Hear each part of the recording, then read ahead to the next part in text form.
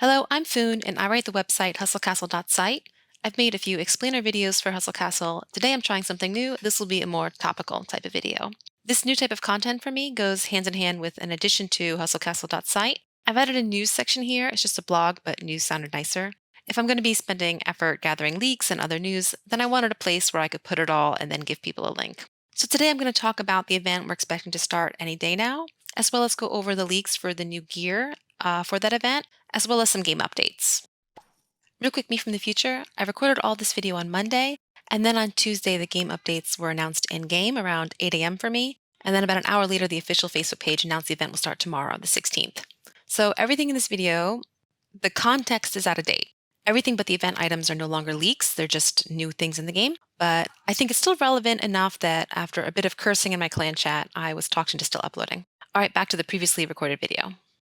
All right, let's get started. This is going to be a casino event, the Valhalla Mole-opoly, another Viking-themed event, which is surprising. The Scandinavian Challenge was just over a year ago in December 2020, and that one wasn't like an IKEA theme. It was definitely also a Viking theme. The event themes always seem pretty clever and even pretty good puns, especially considering the international audience. So I guess the game writers just really like Vikings. People are saying the event will start the 17th, but that's just a guess. The official Facebook page will announce the event the day before. There will also be a post on Hustle Prime announcements.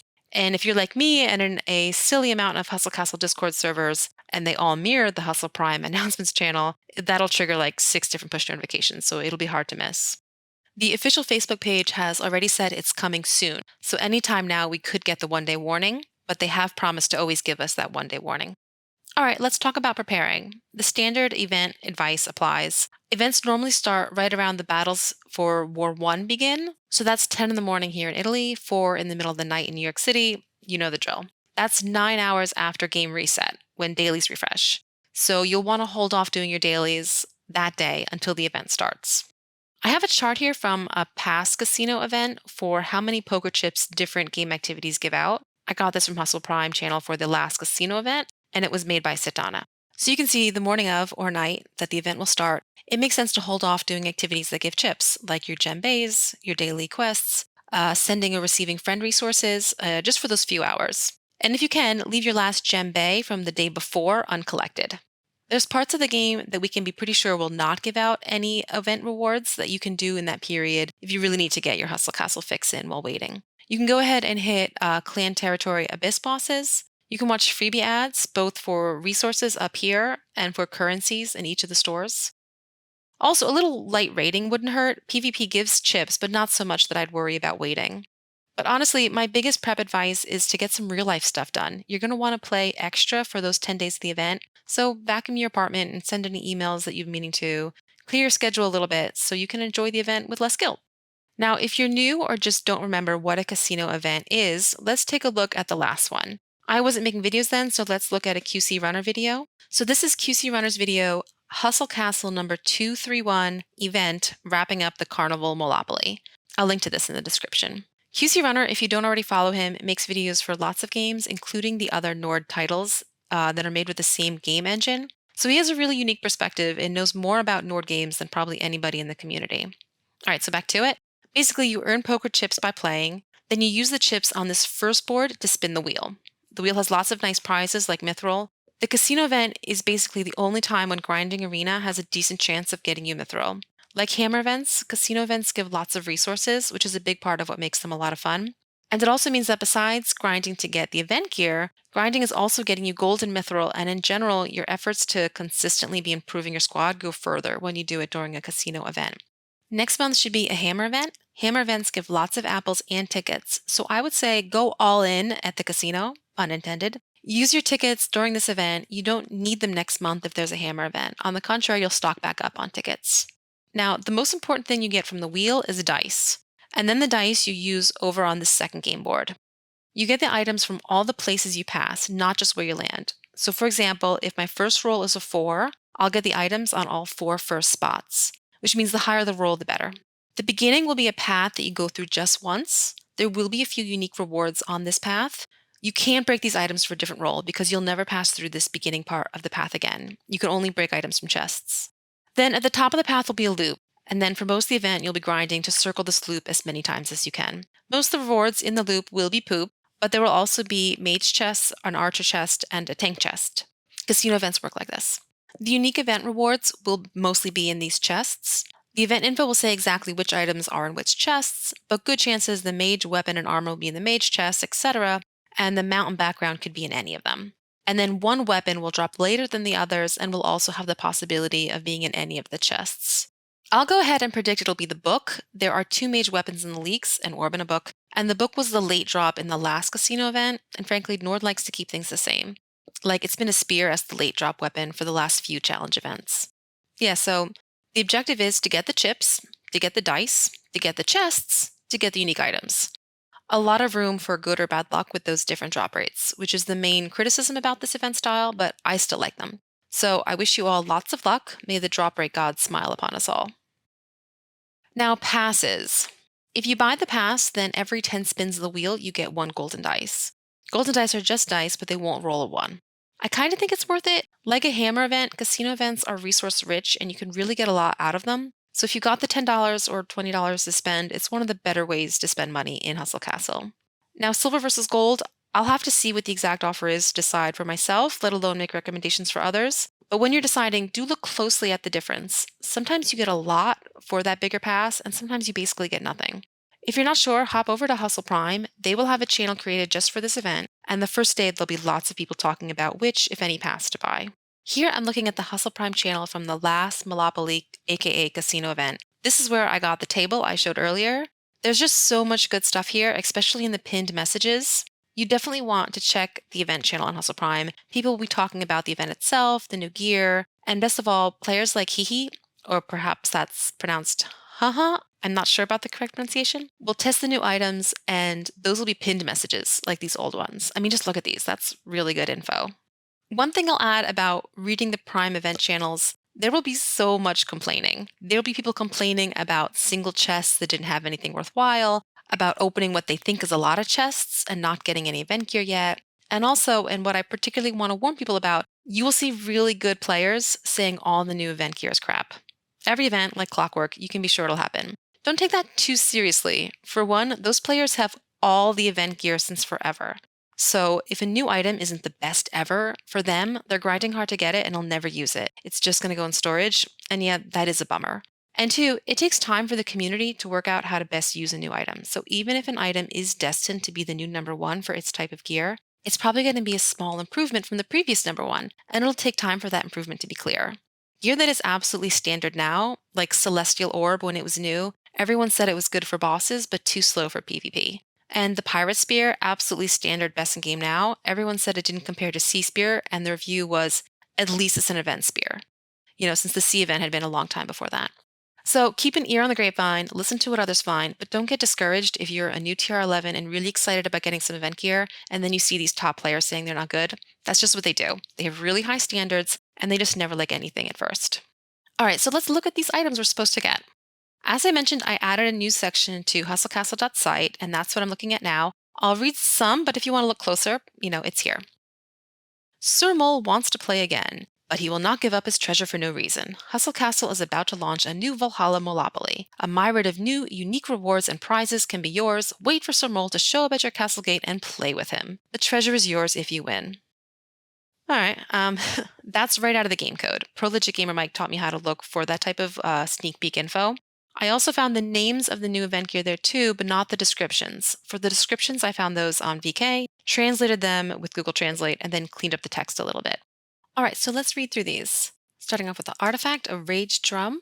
Once in a while, the fighter inspires all allies. They become immune to fear and gain all their stats, crit, dodge, spell power, physical and magical armor, by some number for some amount of seconds. That sounds pretty good, but again, it's going to depend how much. If it's a really nice increase, then that'll help a lot. With the rune, it inspires all allies. They become immune to fear and moving and pairing effects as well. And now rune, that's going to be the rune of transformation, and most people really like the rune of transformation on the Dragon's Eye artifact. So probably you're looking at the without the rune version.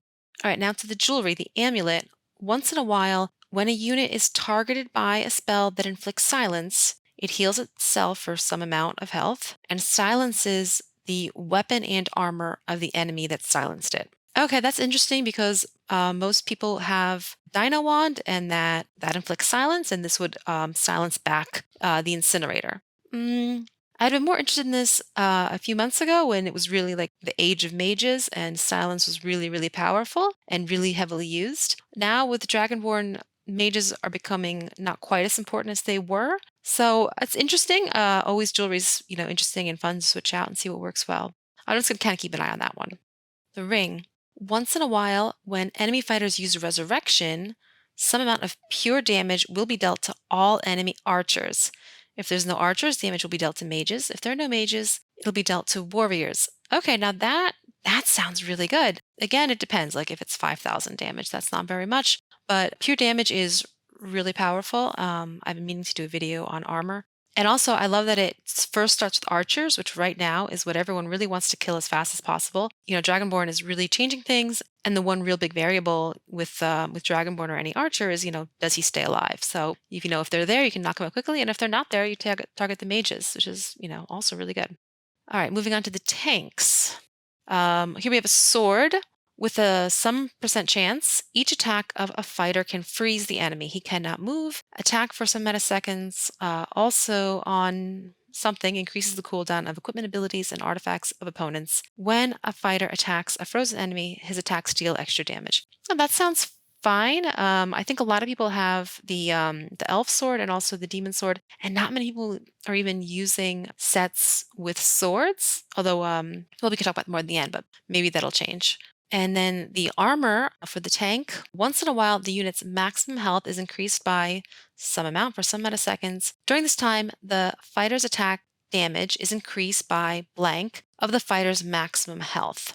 Okay, so for me, this would not be useful at all because I have my EOL, which I don't care about increasing his damage. Besides the fact that he's also wearing crab armor, which is just the best armor in the game, this wouldn't do anything for me because, like, even though damage is always great, I've talked before about how you do sort of want to, give each of your fighters a role and then really, increase those attributes, and then you have other gear that increases that by a percentage, and you get even more out of your efforts. So with my EOL, I don't really care about increasing his damage because he's there to stay alive. I want to increase his health, not his damage. And similar for me, the only other one who has tank armor is my tank mage, and I don't care about increasing her base damage at all. But this might be interesting for the new Nameless King set because there's a tank set in tank armor that I believe is designed to deal damage. So for that, maybe this would be interesting. With the rune, it's the same but also a shield. I would guess that that's not really worth the rune. So with the rune, we're talking about the sort of original armor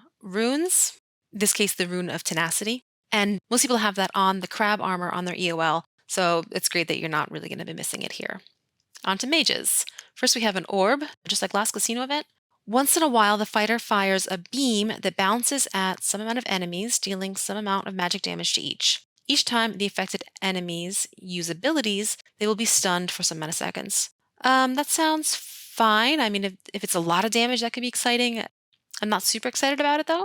Let's see, if you add the rune, and again, this is going to be the sort of original mage rune, the rune of wisdom here. Most people have that on their Dino wand. Then it will be the same, but now it's pure damage. So that is interesting. So Dino wand doesn't do a ton for me against bosses.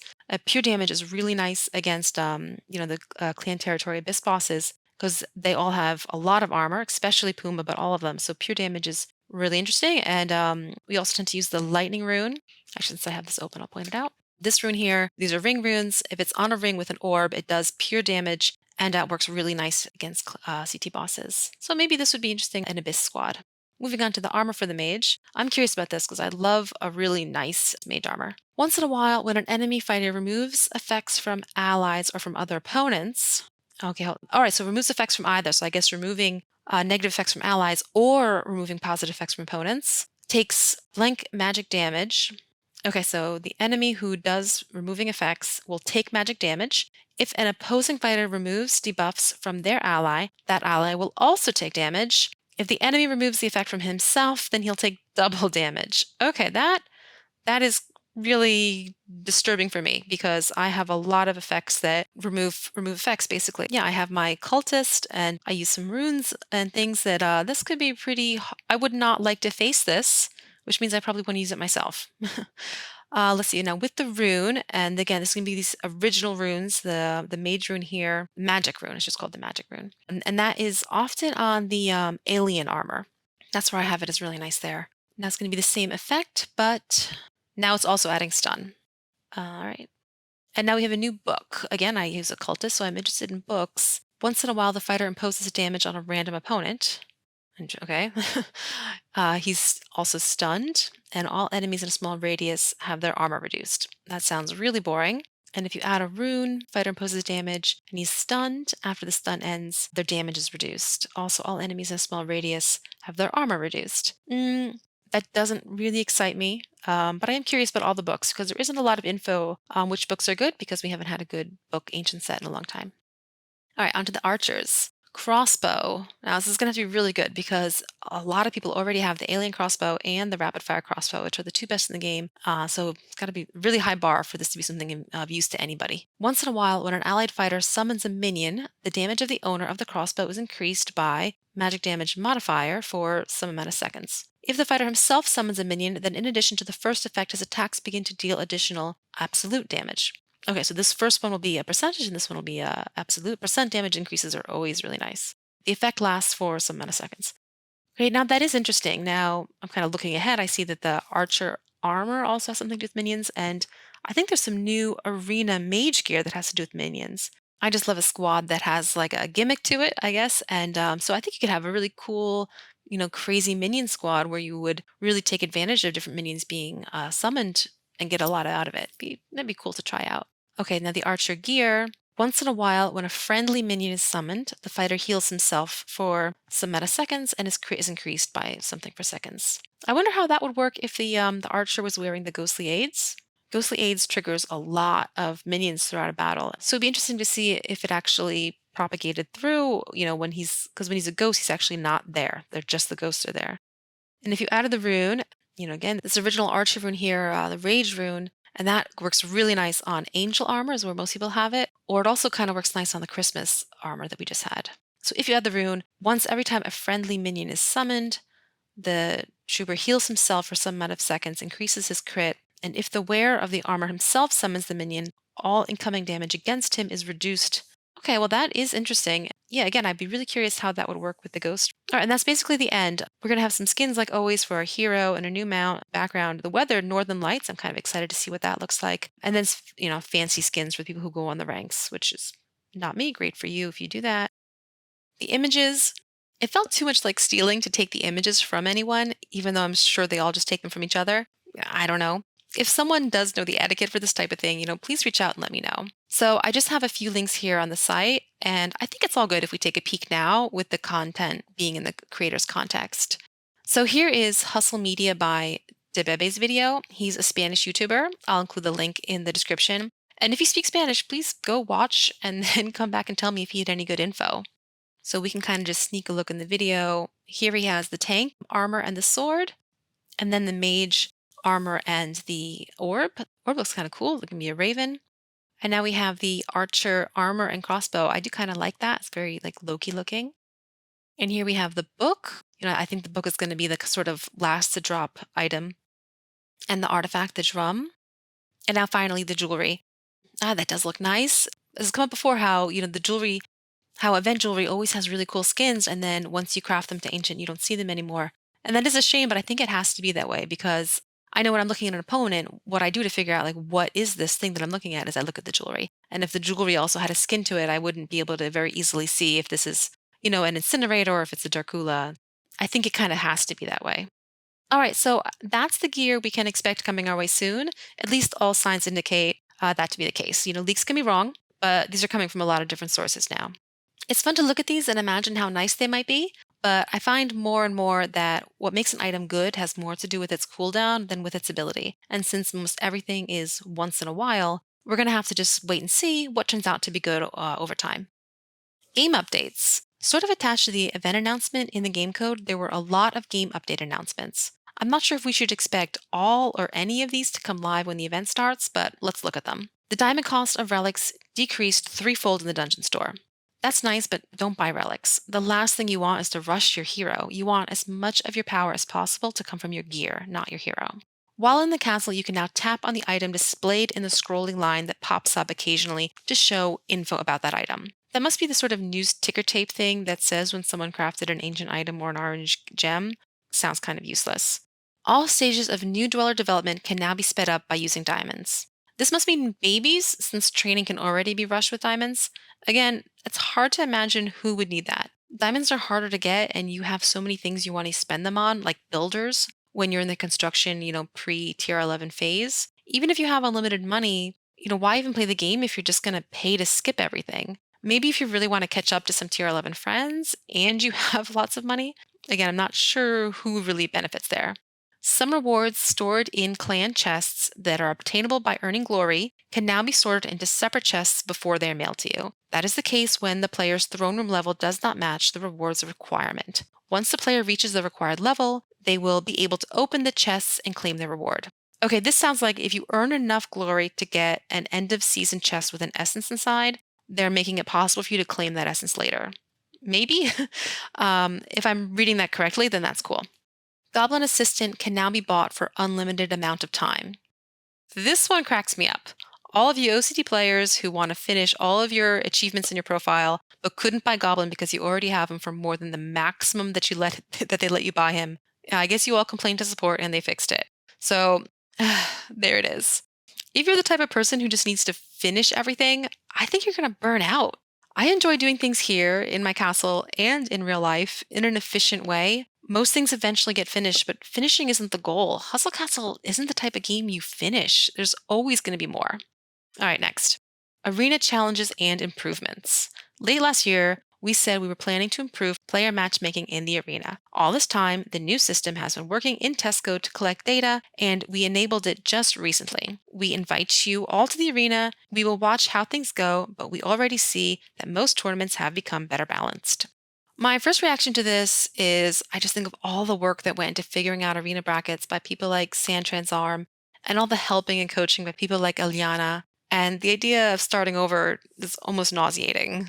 On the other hand, I was a Rush 7 man. I struggled. I get how much it sucks if you don't understand how it works. So I raid as like a 22 million, and on the PvP map, I don't even watch the battles for opponents under 25 million. And I don't even use my main hero relic most days at all. On the other hand, in the arena, I never assume I'm going to win unless maybe they're like 3 million weaker than me. And why is that so different?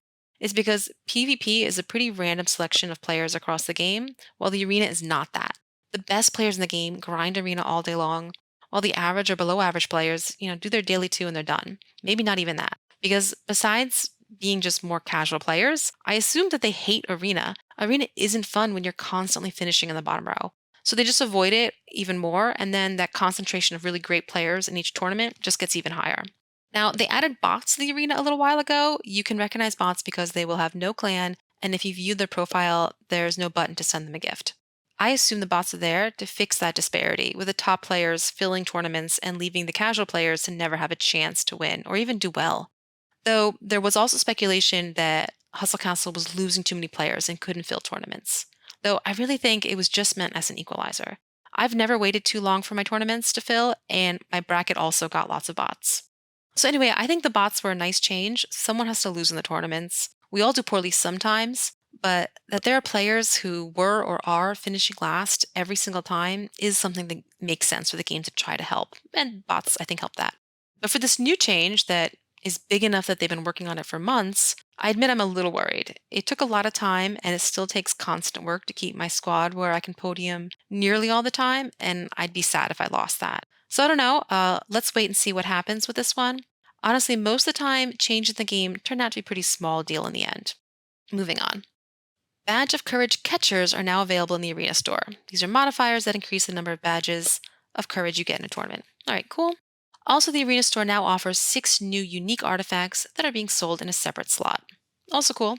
I think we've seen these in special offers. None stood out to me as game changers, but new toys are always welcome.